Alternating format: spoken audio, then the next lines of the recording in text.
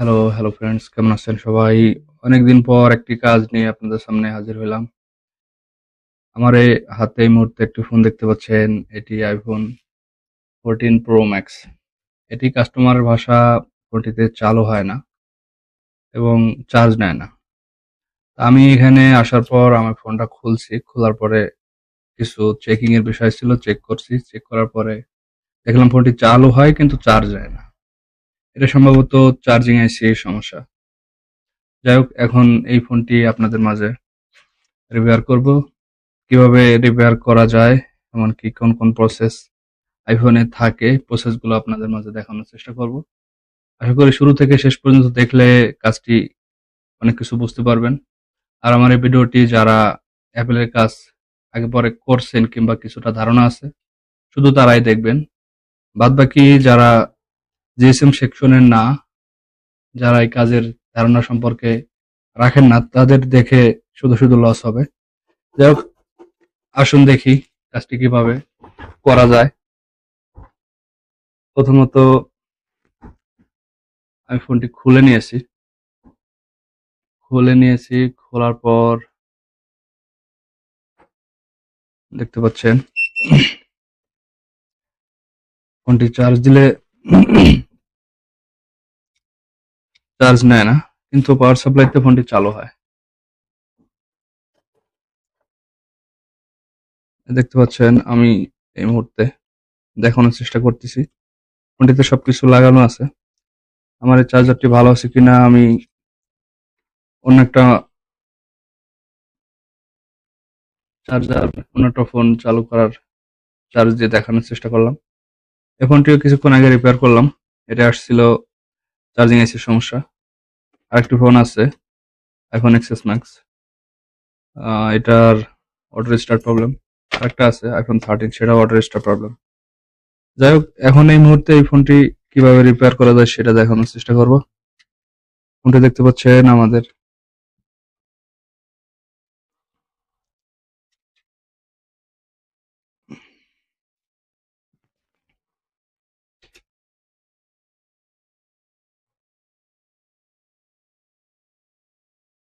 দেখতে পাচ্ছেন পাওয়ার সাপ্লাইতে ফুললি চালু হয় ফোনটা, কিন্তু চার্জ নেয় না।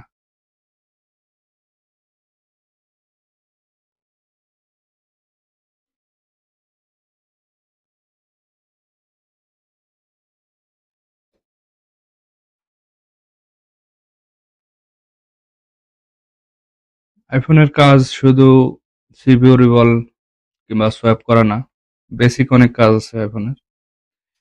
সেই কাজগুলো যারা রানিং টেকনিশিয়ান তারা হয়তো করে থাকে, আর যারা জানে তারা তো জানেই। দেখতে পাচ্ছেন এই ফোনটিতে চার্জ নেয় না, কিন্তু বাদ বাকি ফোনটি ওভার রিডিং নিয়ে চালু হয়।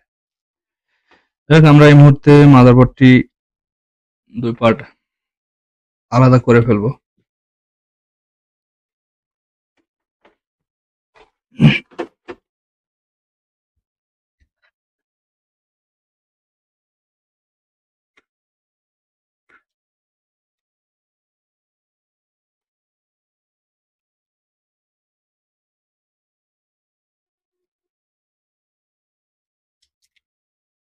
আর এই মাদারবোর্ডটা এর আগে কখনো কেউ কাজ করে নাই।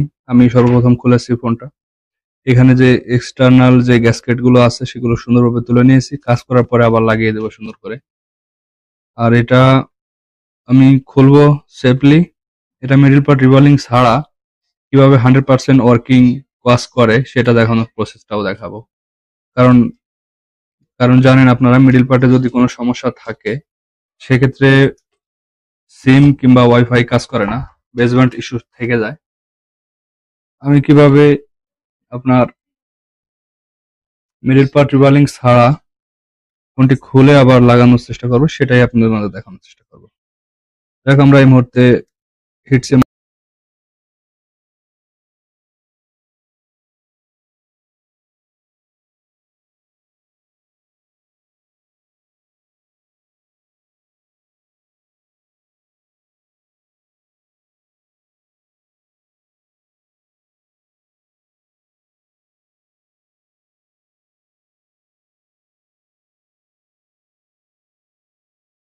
মাইক্রোস্কোপে দেখব। মাইক্রোস্কোপে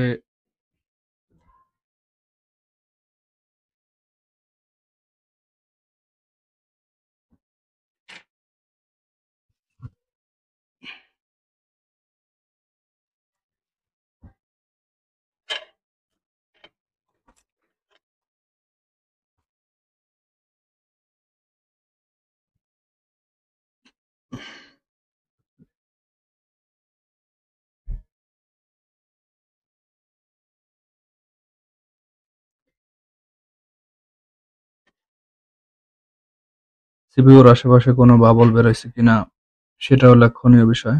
দেখতে পাচ্ছেন সিপিইউর আশেপাশে কোনো বাবল বেরোয়নি, ইজিলি আমাদের ফোনটি খুলে আসছে। এটা একটু লক্ষণীয় বিষয়।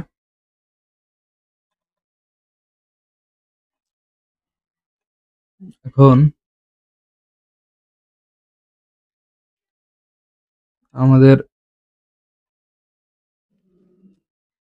এই আইসিটি আমরা চেঞ্জ করব অন্য একটি মাদারবোর্ড থেকে, কারণ আইসিটি আমার নতুন নেই, শেষ হয়ে গেছে।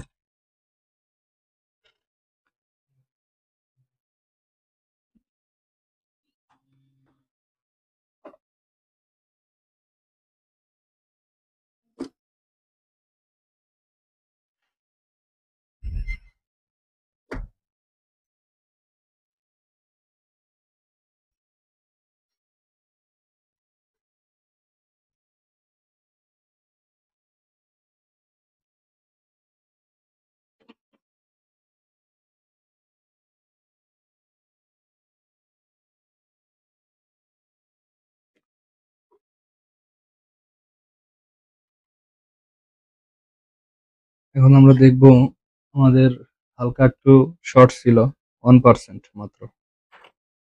আমাদের শর্টটি চলে গেছে কিনা? হ্যাঁ, আমাদের শর্টটি চলে গেছে। তার মানে আমাদের এই চার্জিং আইসিটাই সমস্যা ছিল। এখন আমাদের অন্য একটা আইসি নিব, অন্য একটা মাদারবোর্ড থেকে 13 সিরিজের নিব, কারণ 13, 14 আপনারা হয়তো জানেন সেম। এই মুহূর্তে আমার কাছে একটি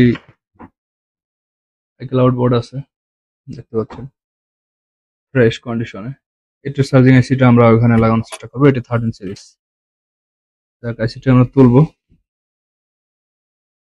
তোলার পর আমরা এটি ওখানে লাগানোর চেষ্টা করব।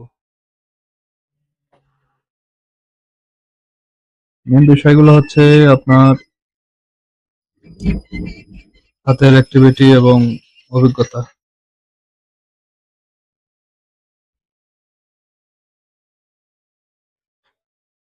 শুধু আইসি রিভলিং এবং এখানে ছোট বড় হয়ে গেছে কিছু বল। যাক, আমরা আইসিটির বলগুলো তুলে দিব, কারণ কি আমাদের মাদারবোর্ডের বলগুলো অ্যাকুরেট আছে।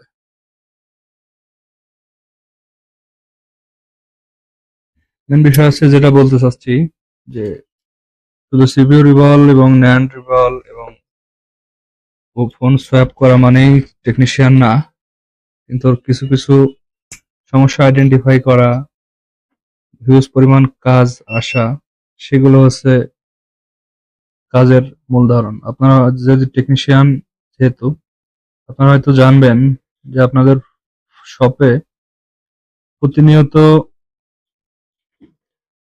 সিপিইউ রিভল কয়টা আসে আর display touch change, charging port, এগুলো বা কয়টা আসে, রোগ ফাইন্ড আউট করার কাজ বা কয়টা আসে।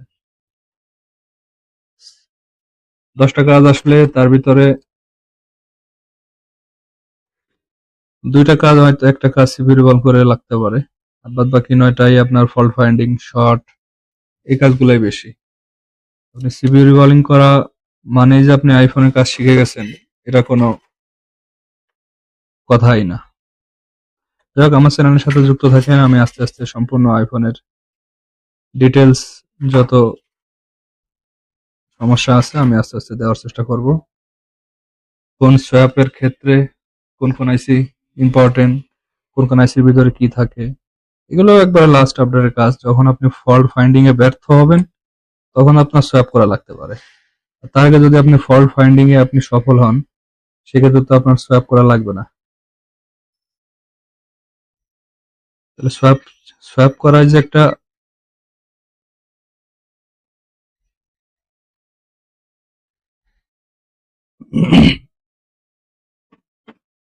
সোয়াপ করার যে একটা কাজ কাজ এটাও, কিন্তু সোয়াপ করার কাজটা হচ্ছে একবারে লাস্ট ফিনিশিং এ। যাই হোক, আমাদের আইসিটি এখন লাগানো শেষ। আইসিটি ক্লিন করব।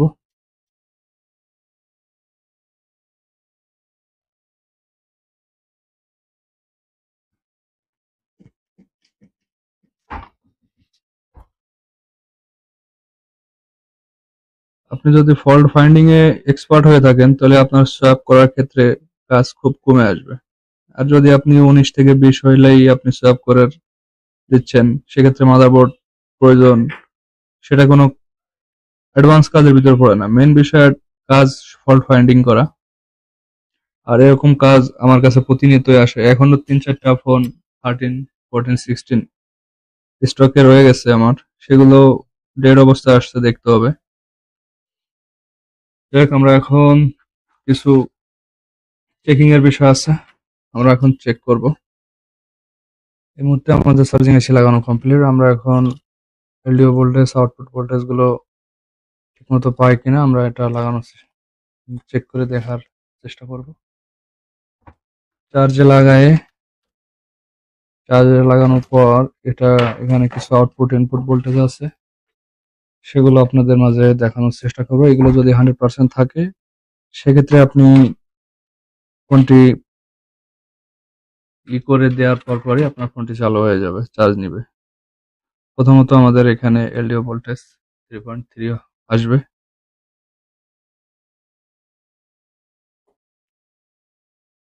এখানে 3.3 আসছে, 4.1 আসছে কিছু কিছু সময়। আমাদের এখানে অ্যানালগ ভোল্টেজ 5 ভোল্ট থাকবে, অ্যানালগ ভোল্টেজ 5 ভোল্ট আসছে। এখানে আরবিপি আছে, RBP reverse voltage protection, reverse voltage প্রোটেকশনে 5 ভোল্টের উপরে থাকবে।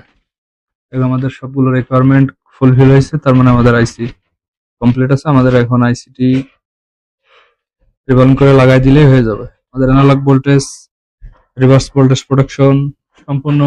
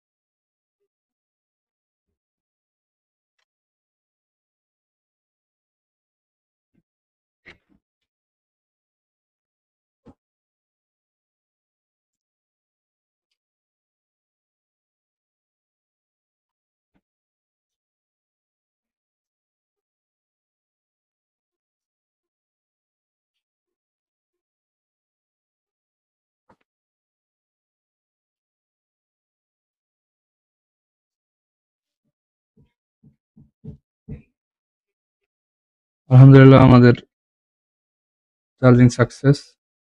তবে এখন দেখার বিষয় আমাদের নেটওয়ার্ক আসে কিনা, সেটা একটু দেখার বিষয়, কারণ আমরা সিম লাগায় রাখি। ফোনটি চালু হলে যদি আমাদের রিবলিং ঠিক থাকে তাহলে 100% রিবলিং নেটওয়ার্ক চলে আসবে। এত সময় ভিডিওটি দেখার জন্য আপনাদের অসংখ্য অসংখ্য ধন্যবাদ। আর যদি ভিডিওটি ভালো লেগে থাকে, এমনকি এরকম সুন্দর সুন্দর টিপস এবং ট্রিক্স যদি ভালো লাগে, তাহলে আপনাদের ভিডিওটি শেয়ার করে আপনাদের প্রোফাইল রাখতে পারেন। বিগত সময়ে এটি দেখে কাজও লাগতে পারে আপনাদের। আর এরকম সুন্দর সুন্দর টিপস শুধু আজকে থেকে নয়, আমি প্রতিনিয়তই দেই। আমার ইউটিউব চ্যানেলে আছে, সেখানেও দেওয়ার চেষ্টা করি। এখন আমাদের সুন্দরভাবে এম্পিয়ার নিচ্ছে, এমনকি আমাদের ফোনটি চালুও হবে, কারণ এর আগে চালু হতো না। আর আমরা এখান থেকে চার্জিং আইসিটি খুলে লাগাই দিছি 13 এর, কারণ 13 14 আপনারা জানেন সেম আইসি। সামান্য ভার্সনে 19 20 আছে, কিন্তু লাগাইলে কাজ করে।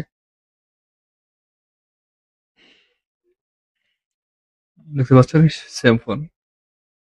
এই ফোনটি আমি এর আগে খুলেছি, যেটি সেটি। আমাদের এখন চেকিং এর বিষয় আছে আইএমইআই এবং সিম পাই কিনা, কারণ আমরা এটা রিভলিং ছাড়া লাগাইছি যেহেতু, আশা করি পাবে। এরপরে যদি পায়, পাওয়ার পরে আমরা এই গ্যাসকেট গুলো খুলছি, সুন্দর করে জায়গায় লাগাই দেওয়ার পর আমরা ফোনটি ফিটিং করে কাস্টমারের হাতে দিয়ে দেবো।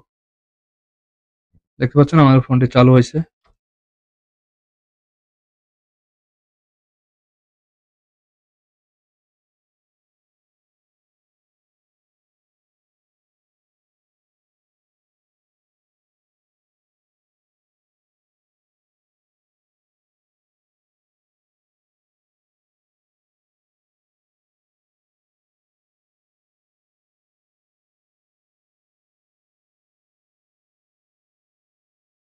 দেখতে পাচ্ছেন আমাদের আইএমইআই সম্পূর্ণ ওকে,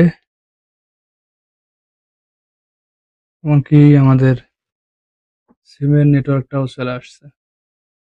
আমি কিন্তু রিভালিং ছাড়া লাগাইছি, এটা সম্পূর্ণ আসবে।